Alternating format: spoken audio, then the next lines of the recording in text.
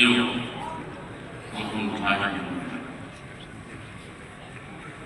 আজকের এই মুহূর্তে বাংলাদেশের ইতিহাসে একটু ইতিহাস আমাদের জাতীয় জীবনে আমরা যতটুকু ভালো সময় পার করেছি আমার মনে হয় স্বাধীনতার পর থেকে এই পর্যন্ত এই সময়টি আমাদের জন্য অত্যন্ত তাৎপর্যপূর্ণ এবং অত্যন্ত আশাবাদী একটি সময়। এটা পেতে গিয়ে পিছনে আমাদেরকে অনেক বড় মানে বেশি করতে হয়েছে।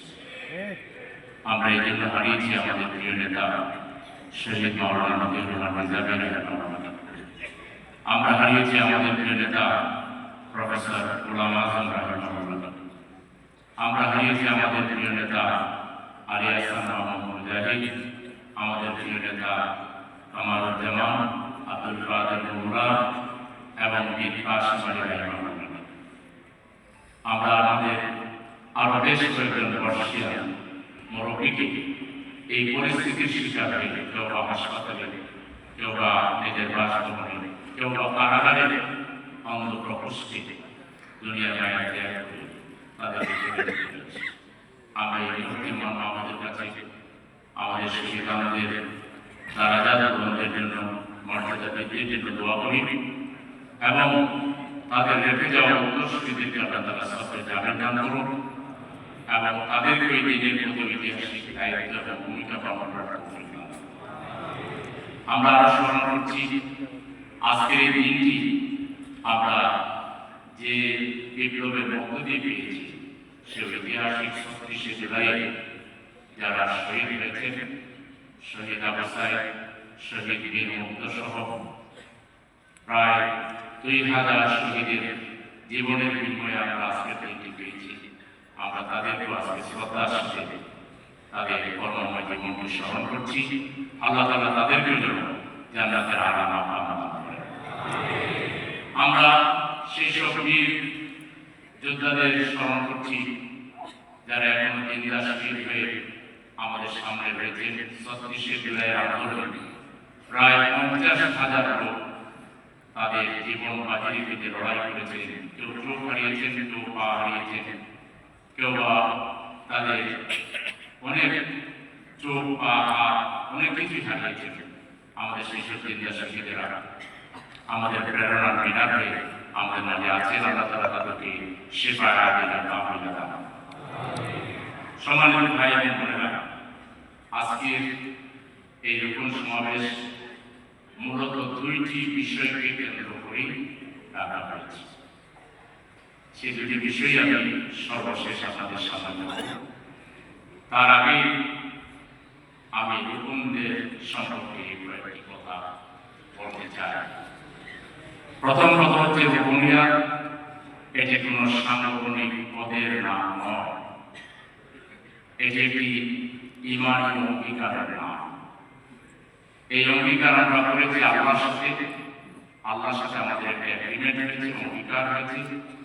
আমরা একটা পরিশুদ্ধ জীবনের প্রতিশ্রুতি নিয়েছি আল্লাহকে সাক্ষী রেখে সংগঠনের মাধ্যমে ওয়াদা করে, এবং আমাদের বুনিয়াদ হচ্ছে সেই আল্লাহ তাআলার সাথে যে ওয়াদা তার প্রতিফলন, তার বাস্তবায়ন।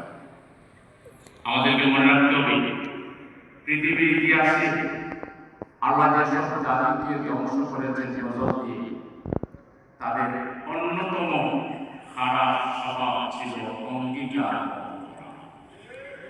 কোরআন ও হাদিসে ভুরি ভুরি প্রমাণ আছে যারা ওয়াদা করে রক্ষা করে নাই, ব্যক্তি লেভেলে হোক, সাংস্কৃতিক লেভেলে হোক, আল্লাহ তাআলা গজবে তারা পৃথিবী থেকে ধ্বংস হয়ে গিয়েছে।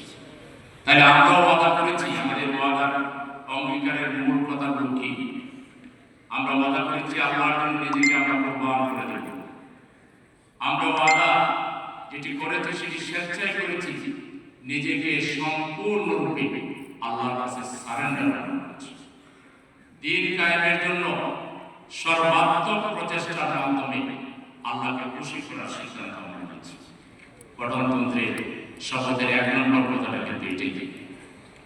আমরা আরো ওয়াদা করেছি গঠনতন্ত্র এবং আমাদের ঐতিহ্যের আলোকে আমরা এক একজন শৃঙ্খলা প্রহরীর ভূমিকা পালন করব। এই অঙ্গীকার আমরা আল্লাহর সাথে করেছি। রোকনদের আরো বিশেষ পরিচিতি হল রোকনরা অন্য সাধারণ কর্মী, সহযোগী কিংবা সাধারণ ইমানদারের মতো নয়। রোকনরা আল্লাহর নৈকট্য লাভের জন্য এমন একটা পথ আমরা শপথের মাধ্যমে বেছে নিই, যে পথ হচ্ছে নবীওয়ালা পথ, আল্লাহওয়ালা পথ। মূলত নবীদের জীবন চরিত্রকেই আমরা বেছে নিয়েছি। রোকনদের জীবনে মৌলিক ইবাদত, দায়িত্ব পালন এবং সংগ্রামী হয়ে তারা তাদের আল্লাহর সান্নিধ্যে পৌঁছার একমাত্র মাধ্যম। মৌলিক ইবাদতের পাশাপাশি আমরা আমাদের দায়িত্বগুলো সঠিকভাবে পালন করে শপথের মাধ্যমে যে দায়িত্বগুলো আমাদের উপর আমাদের কাঁধে আমরা নিয়েছি, সেই দায়িত্ব যথাযথ পালন এবং অব্যাহত সংগ্রাম, এটি হচ্ছে আল্লাহর সান্নিধ্যে পৌঁছার মাধ্যম হিসেবে আমরা গ্রহণ করেছি। এই দিনে আল্লাহর সান্নিধ্যে পৌঁছার অন্য মাধ্যম আমরা যেতে পারি। পীর বুজুর্গি, বিভিন্ন ধরনের আধ্যাত্মিকতা, বিভিন্ন ধরনের নফল ইবাদত, বিভিন্ন ধরনের নফল কার্যক্রম, নানা ধরনের মাসলা মাসাইল ইত্যাদি ইত্যাদির মাধ্যমেও মানুষ আল্লাহর সান্নিধ্যে পৌঁছার চেষ্টা করে। এগুলো সবগুলো সঠিক পথ নয়, বা বলা যায় যে মোটের উপরে এগুলো নবী রাসূলের পথ নয়, আল্লাহওয়ালা পথ নয়। আল্লাহওয়ালা পথ হচ্ছে নবীদেরকে আল্লাহ তাআলা যে গাইডলাইন দিয়েছেন, বিশেষ করে সর্বশেষ নবী মুহাম্মদ রাসূলুল্লাহ সাল্লাল্লাহু আলাইহি ওয়াসাল্লামকে আল্লাহ যে গাইডলাইন দিয়েছে, সেটাকেই ফলো করা হচ্ছে আমাদের সঠিক ইবাদত এবং আমাদের দায়িত্ব পালন এবং আল্লাহর সান্নিধ্যে পৌঁছার উপযুক্ত এবং সঠিক মাধ্যম হচ্ছে জামাত ইসলামী। সেই পথই অনুসরণ করছে এবং জামাত ইসলামের রোকনরা সেই পথই আমরা অনুসরণ করি। এই সংক্রান্ত এই পর্যন্ত যে কথাগুলো বললাম, তার দলিল হচ্ছে সূরা তাওবার ১১ নম্বর আয়াত, সূরা আনামের ১৬২ নম্বর আয়াত, সূরা ফাতিহার ১০ এবং ১৮ নম্বর আয়াত। এই কয়েকটি আয়াত যদি ভালো করে স্টাডি করেন, তাহলে এই যাবতীয় যে কথাগুলো বললাম তার কিছু প্রমাণ আপনার সেখানেই পাবেন। বক্তব্য লম্বা হয়ে বিদায়, আমি এখানে হাদিসের কোটেশন রাখি। রোকনদের সাংগঠনিক ভূমিকাটা কি হবে? রোকনদের সাংগঠনিক ভূমিকা ১ নম্বর হল সংগঠন কর্তৃক গৃহীত পরিকল্পনা বাস্তবায়নকারী হবে রোকনরাই হচ্ছে আমাদের পরিকল্পনা বাস্তবায়নের মূল কারিগর। নীতি এবং আদর্শের দ্বারক এবং বাহক হচ্ছেন রোকনরা। আমাদের যে নীতি, আমাদের যে পলিসি, আমাদের যে আদর্শ, এটা মূল ধারক এবং বাহক রোকনরা। সংগঠনের মূল চালিকা শক্তি হচ্ছেন রোকনরা। রোকনরাই এই সংগঠন চালান। ইউনিয়ন থেকে আমাদের জামাত পর্যন্ত পুরো সংগঠন চালায় রোকনরা। মাঠ পর্যায়ে জামাতের মূল প্রতিনিধি হচ্ছেন রোকনরা। জামাত তার যে রিপ্রেজেন্টেশন ময়দানে জনগণের কাছে রাখে, সেটি রোকনদের মাধ্যমে রাখে। আমরা কর্মীদেরকে ওইভাবে জনগণের সামনে উপস্থাপন করি না। আমরা যাদেরকে উপস্থাপন করি তারা হচ্ছেন রোকন। জামাতের কর্মসূচি বাস্তবায়নে একটি জীবন্ত মডেল হচ্ছে রোকনরা। আমাদের কর্মসূচি বাস্তবায়নের জন্য তারা জীবন উৎসর্গ করে কাজ করে। আল্লাহর কাছে বুনিয়াদের বায়াতের জবাবদিহির অনুমতি নিয়ে দায়িত্ব পালন করেন যারা, তারা হচ্ছে সবসময় জবাবদিহির অনুমতি, যে আমার এই শপথে, আমার এই দায়িত্বে, আমার এই পরিকল্পনার জন্য আল্লাহর কাছে আমাকে জবাবদিহি করতে হবে। দায়িত্বানুমতিটা হচ্ছে রোকনদের প্রাণ রূহ। দায়িত্বানুমতি যদি না থাকে, দায়িত্বানুমতিহীন মানুষ কাগজের ফুলের মতো। এটা দেখতে বাহ্যিকভাবে খুব সৌন্দর্য, বাস্তবে সেটা কিন্তু কাগজের ফুলের কোনো প্রাণ নেই, কোনো আত্মা নেই।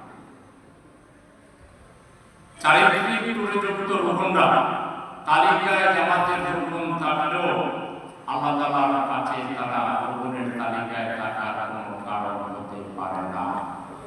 শপথ নেওয়া যে রোকনরা শপথ বিরোধী ভূমিকা